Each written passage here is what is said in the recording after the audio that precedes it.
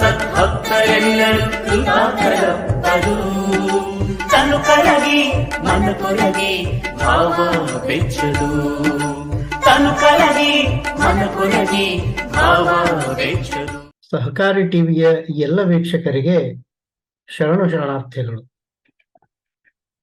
ಕವಿಚಕ್ರವರ್ತಿ doctor Pandit Puttaraja ಗವಾಯಿಗಳವರ ವಚನ ವಿಶ್ಲೇಷಣೆ. ಈ ಗಾನ ಗಂಧರ್ವರು ರಚಿಸಿದ ವಚನಗಳನ್ನ ವಿಶ್ಲೇಷಣೆಯನ್ನ ಮಾಡಲು ಪ್ರೇರಣೆ ನೀಡಿದ ಬಸವಾದಿ ಶರಣರ ತತ್ವಚಿಂತನೆಗಳನ್ನ ಮತ್ತು ಶರಣ ಸಿದ್ಧಾಂತಗಳನ್ನು ತಮ್ಮ ಬದುಕಿನುದ್ದಕ್ಕೂ ಅಳವಡಿಸಿಕೊಂಡಂತಹ ಶಿವಸ್ವರೂಪಿ ಮಾಜಿ ಸಹಕಾರಿ ಮತ್ತು ಅರಣ್ಯ ಸಚಿವರಾದಂಥ ಶ್ರೀ ಎಸ್ ಪಾಟೀಲ್ ಅವರಿಗೆ ಕೃತಜ್ಞತಾಪೂರ್ವಕ ಶರಣು ಶರಣಾರ್ಥಿಗಳು.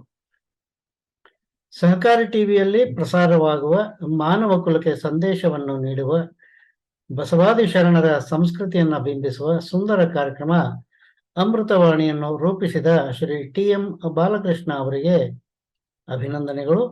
ನಾನು ವಿಜಯಕುಮಾರ್ ಕಮ್ಮಾರ್, ಬೆಳಗಾವಿ ಜಿಲ್ಲೆಯ ಚೆನ್ನಮ್ಮನ ಕಿತ್ತೂರು ತಾಲೂಕಿನ ಹಿರೇನಂದಿಹಳ್ಳಿ ಗ್ರಾಮದವನು. ಪ್ರಸ್ತುತ ತುಮಕೂರಿನಲ್ಲಿ ವಾಸವಾಗಿದ್ದೇನೆ. ಪಂಡಿತ್ ಪುಟ್ಟರಾಜ ಗವಾಯಿಗಳವರ ಭಕ್ತ ಮಾರ್ಗ ಕ್ರಿಯಾಸ್ಥಳದ 125ನೇ ವಚನ.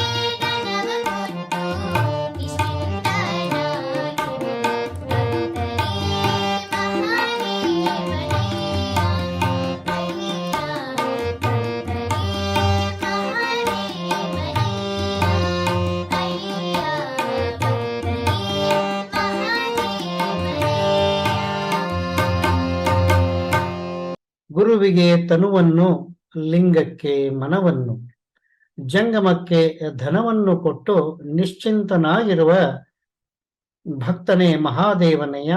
ಇವನಾಜ್ಞೆಯಂತೆ ನಡೆಯುವ ಜನಗಳೇ ಮಹಾಗಣಗಳು. ಇವರ ಸಂಸಾರ ಸುಖವೇ ಶಿವಸುಖ ನೋಡ, ಗುರುಕುಮಾರ ಪಂಚಾಕ್ಷರೇಶ್ವರ ಅಂತ ಈ ವಚನ. ಈ ವಚನಕ್ಕೆ ರಾಗ ಸಂಯೋಜನೆ ಮಾಡಿದ ಬೆಳಗಾವಿಯ ಶ್ರೀ ಶರಣಪ್ಪ ಗೊಂಗಡ ಶೆಟ್ಟರ್ ಮತ್ತು ಶ್ರೀ ಶಂಕರ್ ಬೇವಿನಗಿಡರ್ ಹಾಗೂ ಅತ್ಯಂತ ಸುಶ್ರಾವ್ಯವಾಗಿ ಹಾಡಿರುವ ಬೆಳಗಾವಿಯ ಪುಟ್ಟ ಕುವರಿ ಕುಮಾರಿ ಸಹನಾ ಸುರೇಶ್ ಪಟಗುಂದಿ ಅವರಿಗೆ ಕೃತಜ್ಞತೆಗಳನ್ನ ಈ ಮೂಲಕ ಅರ್ಪಿಸ್ತಾ ಇದ್ದೀನಿ. ಪುಟ್ಟರಾಜ ಗವಾಯಿಗಳವರು ತಮ್ಮ ಇಡೀ ಬದುಕನ್ನು ಆಶ್ರಮದ ಅಭಿವೃದ್ಧಿಗೆ, ಅಂಧ ಅನಾಥರ ಕಾಳಜಿಯಲ್ಲಿಯೇ ಪರಶಿವನನ್ನ ಕಂಡಂಥವರು. ಕಾಯಕವೇ ಕೈಲಾಸಭಯ್ಯ ಎಂಬ ಶರಣರ ವಾಣಿಯನ್ನ ಅಕ್ಷರಶಃ ಅನುಷ್ಠಾನಗೊಳಿಸಿದವರು.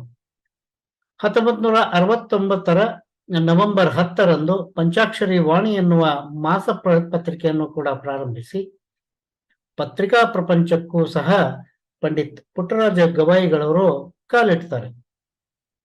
ಪ್ರಸ್ತುತ ಈ ವಚನವನ್ನ ಅವರು ರಚಿಸಿದ ಶ್ರೀ ಗುರು ವಚನಪ್ರಭಾ ಪುಸ್ತಕದಿಂದ ಆಯ್ದುಕೊಳ್ಳಲಾಗಿದೆ.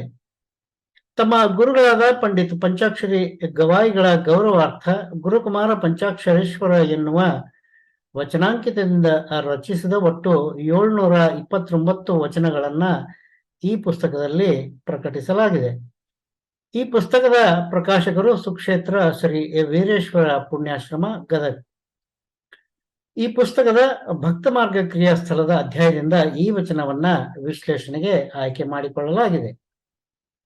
ಪಂಡಿತ್ ಪುಟ್ಟರಾಜ ಗವಾಯಿಗಳವರ ಈ ವಚನದಲ್ಲಿ ಅಷ್ಟಾವರಣ ತತ್ವಗಳಾದ ಗುರು, ಲಿಂಗ ಮತ್ತು ಜಂಗಮಗಳನ್ನು ಕೂಡ ಉಲ್ಲೇಖವನ್ನ ಮಾಡಿದ್ದಾರೆ. ಈ ವಚನವನ್ನ ಲೌಕಿಕ ಮತ್ತು ಅಲೌಕಿಕ ಅಥವಾ ಪಾರಮಾರ್ಥಿಕವಾಗಿ ಚಿಂತನೆ ಮಾಡಿದರೆ ಉತ್ತಮ ಅಂತ ನನ್ನ ಒಂದು ಅನಿಸಿಕೆ. ಲೌಕಿಕವಾಗಿ ಚಿಂತನೆ ಮಾಡಿದರೆ ಕೇವಲ ತಮ್ಮ 8ನೇ ವಯಸ್ಸಿನಲ್ಲಿ ಗುರುಗಳಾದ ಗಾನಯೋಗಿ ಪಂಚಾಕ್ಷರಿ ಅವರ ಸಂಪರ್ಕಕ್ಕೆ ಬಂದ ನಂತರ ತಮ್ಮ ತನು ಮನ ಧನವನ್ನೆಲ್ಲ ಗುರುಗಳಿಗೆ ಅರ್ಪಿಸ್ತಾರೆ. ಅವರ ಕೃಪೆಗೆ ಪಾತ್ರರಾದ ಪಂಡಿತ್ ಪುಟ್ಟರಾಜ ಗವಾಯಿಗಳು ಸಾಧನೆ ಮತ್ತು ಗುರುಗಳ ತರಬೇತಿಯಿಂದ ಆಧ್ಯಾತ್ಮ ಜೀವಿಗಳಾಗಿ, ಪ್ರಬುದ್ಧ ಚಿಂತಕರಾಗಿ, ಸಂಗೀತ ಕ್ಷೇತ್ರದಲ್ಲಿ ಅಪಾರ ಜನಮನ್ನಣೆಯನ್ನ ಗಳಿಸಿದಂಥವ್ರು. ಈ ವಚನವನ್ನ ಅವಲೋಕಿಸಿದರೆ ತಮ್ಮ ಗುರುಗಳನ್ನು ಕುರಿತು ಬರೆದಿದ್ದಾರೆ ಅನ್ನೋದು ನಿಜವಾದರೂ ಕೂಡ ಅಲೌಕಿಕವಾಗಿ ಅವರ ಚಿಂತನೆ ನಮ್ಮನ್ನ ವಚನ ಸಾಹಿತ್ಯದ ಕಡೆಗೆ ಕೊಂಡೊಯ್ತದೆ. ಗುರು ಅಂದ್ರೆ ವಚನಗಳ ಪ್ರಕಾರ ಅರಿವನ್ನ ಪಡೆದಂಥವನು, ತನ್ನನ್ನು ತಾನು ಅರಿತವನು ಅಥವಾ ಆ ಅರಿವೇ ಗುರು. ಗುರು ಎಂಬ ಪದದಲ್ಲಿನ ಗು ಎಂಬ ಅಕ್ಷರಕ್ಕೆ ಅಜ್ಞಾನವೆಂಬ ಅಂಧಕಾರವೆಂದು, ರು ಎಂಬುದಕ್ಕೆ ಆ ಅಂಧಕಾರವನ್ನ ನಾಶ ಮಾಡುವುದು ಎಂದು ಅರ್ಥೈಸ್ತಾರೆ. ಗುರು ಅದು ಸ್ಥಾಯಿ ಭಾವವಲ್ಲ, ಅದು ಸಂಚಾರಿ ಚೇತನ ಮತ್ತು ಅರಿವಿನ ಪ್ರಜ್ಞೆ.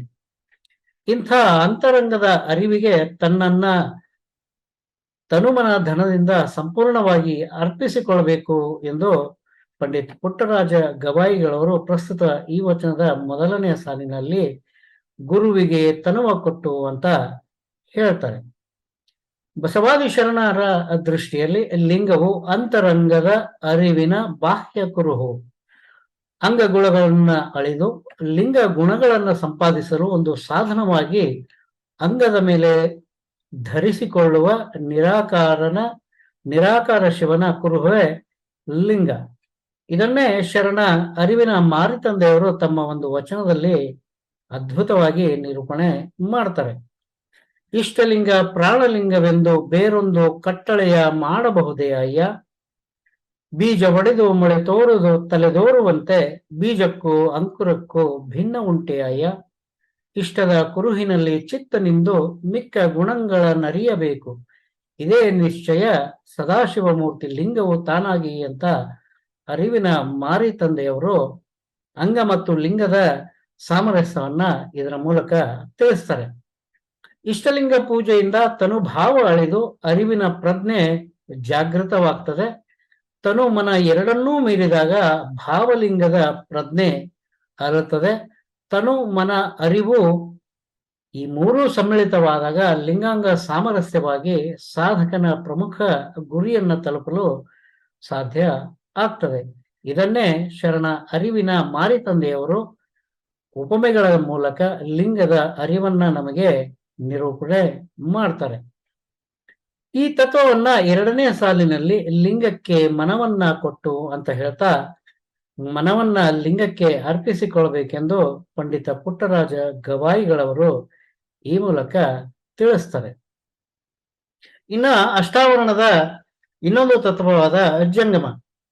ಯಾವುದಕ್ಕೆ ಚಲನೆ ಇದೆಯೋ ಅದೇ ಜಂಗಮ. ಇದು ಗುರುವಿನ ರೂಪದಲ್ಲಿಯೂ ಕೂಡ ಇರಬಹುದು, ಅಂತರಂಗದ ಅರಿವು ಇರಬಹುದು. ಅಂದ್ರೆ ನಿರಂತರ ಪ್ರವಾಹದಂತೆ ಪ್ರತಿದಿನ ಹೊಸದೊಂದನ್ನು ನೀಡುವಂಥ ಮತ್ತು ಅದರ ಮೂಲಕ ನಮ್ಮ ಅಜ್ಞಾನವನ್ನು ಕಳೆಯುವ ತತ್ವವೇ ಈ ಜಂಗಮ ತತ್ವ. ಶ್ರೇಷ್ಠತೆಯಲ್ಲಿ ಜ್ಯೇಷ್ಠತೆಯಲ್ಲಿ ವಚನಕಾರರು ಜಂಗಮ ತತ್ವವನ್ನ ವಿವಿಧ ರೀತಿಯಲ್ಲಿ ಉಲ್ಲೇಖಿಸಿದ್ದನ್ನ ನಾವು ಕಾಣಬಹುದು. ಅಂಬಿಗರ ಚೌಡಯ್ಯನವರು ತಮ್ಮ ಒಂದು ವಚನದಲ್ಲಿ ಅತ್ಯಂತ ಕಠೋರವಾಗಿ ಈ ಗುರುಲಿಂಗ ಜಂಗಮ ಪಾಲಿಸದೆ ಇರುವವರನ್ನ ಖಂಡಿಸ್ತಾರೆ.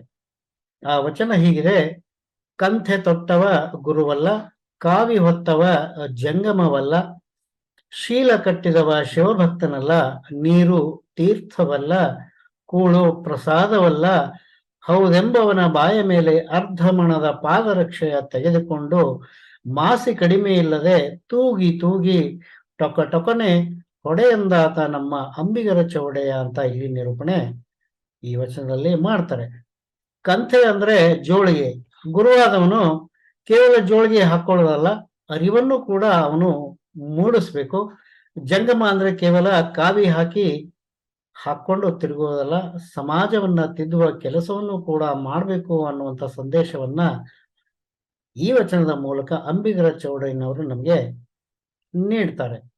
ಸಮಷ್ಟಿ ಪ್ರಜ್ಞೆಯಾದ ಇಂಥ ಜಂಗಮಕ್ಕೆ ಧನವನ್ನ ಅರ್ಪಿಸಬೇಕು ಅಂತ ಪಂಡಿತ ಪುಟ್ಟರಾಜ ಗವಾಯಿಗಳು ಈ ವಚನದ 3ನೇ ಸಾಲಿನಲ್ಲಿ ತಿಳಿಸ್ತಾರೆ. ಪ್ರಾಣದಿಂದ ಕೂಡಿದ ತನುವಿನಲ್ಲಿ ಅರಿವು ಎನ್ನತಕ್ಕಂತಹ ಒಂದು ಧನ ಸಂಗ್ರಹ ಆಗ್ತದೆ. ಇಂಥ ತನುವನ್ನ ಸತ್ಯದ ಹಾದಿಯಲ್ಲಿ ನಡೆಸುವ ತತ್ವವೇ ಈ ಜಂಗಮ ತತ್ವ. ಇದಕ್ಕೆ ಸಂಗ್ರಹವಾದ ಅರಿವೆಂಬ ಧನವನ್ನ ಅರ್ಪಿಸಬೇಕೆನ್ನುವುದು ಒಂದು ಪಾರಮಾರ್ಥಿಕ ಚಿಂತನೆಯ ಈ ಸಾಲಿನ ನಿರೂಪಣೆ.